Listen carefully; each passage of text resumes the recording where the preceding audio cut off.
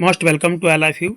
हिंदी की क्लास हिंदी व्याकरण की क्लास है। देखिए, इसमें हम भाषा, लिपि और व्याकरण, ये क्लास 4 की व्याकरण है। मानव स्वभाव से अकेला नहीं है, वह अपने आसपास कुछ देखना और महसूस करना चाहता है। और सृष्टि के आरंभ से वह जंगलों में रहता था। अब वह पेड़ पौधों की प्रकृति अन्य पदार्थों से बात किया करता है। तो अब बात करने के लिए क्या चाहिए? बात करने के लिए चाहिए भाषा। तो जिस माध्यम से हम किसी को अपनी बात बताते हैं वो भाषा होती है। भाषा कितने प्रकार की होती है? भाषा 3 प्रकार की होती है। पहली तो मौखिक भाषा, यानी हम मुंह से बोल के बताते हैं तो वो मौखिक भाषा हो गई। दूसरी लिखित भाषा, अगर लिख के बताते हैं तो लिखित भाषा हो गई। और तीसरी सांकेतिक भाषा, अगर हम इशारा करके बताते हैं तो वो सांकेतिक भाषा हो गई। ठीक है, इसी तरीके से देखिए, ये यहाँ दिया भी है, आप नोट बना लें। बोलकर अर्थात मौखिक भाषा, लिखकर अर्थात लिखित भाषा और संकेतों द्वारा अर्थात सांकेतिक भाषा। इसके बाद में अब है भाषा के अंग। भाषा के 3 अंग होते हैं। पहला तो है वर्ण, फिर शब्द, फिर वाक्य। वर्ण क्या है? वह छोटी सी छोटी ध्वनि जिसके खंड ना हो सके, वर्ण कैसे? जैसे कहते हैं हम का, ये का लिखा, नीचे हलंत लगा का, अब इसको खंड नहीं, छोटा नहीं कह सकता, तो ये क्या है? वर्ण। वर्णमाला में जो अक्षर होते हैं वो वर्ण होते हैं। और शब्द, वर्णों को जैसे कहते हैं कमल, तो ये हो गया शब्द। ठीक, वर्णों से मिलकर के शब्द बनता है।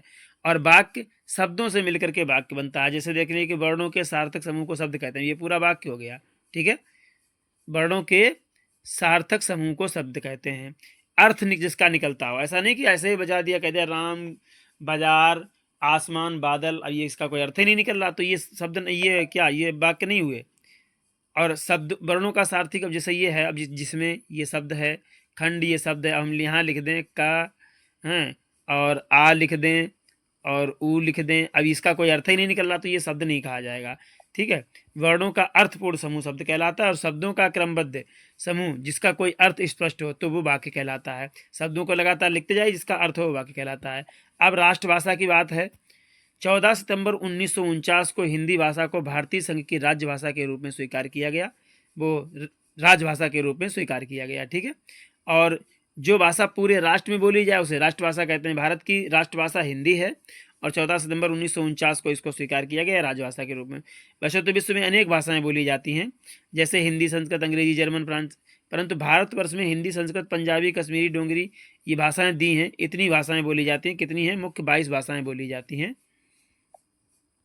अब है लिपि। लिपि क्या होती है?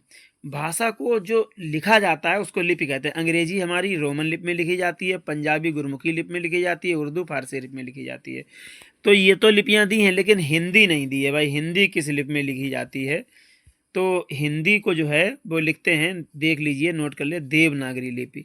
कौन सी लिपि है? देवनागरी लिपि। हिंदी और संस्कृत दोनों को देवनागरी लिपि में लिखा जाता है। ठीक है, अब इसके बाद में व्याकरण।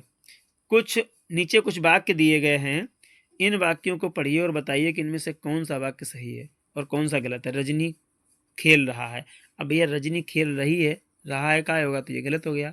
लाल पतंग कट गई, ये भी गलत हो गया। कट गई। गाय दूध देता है, गाय दूध देती है, ये भी गलत है। रजनी खेल रही है, ये सही है।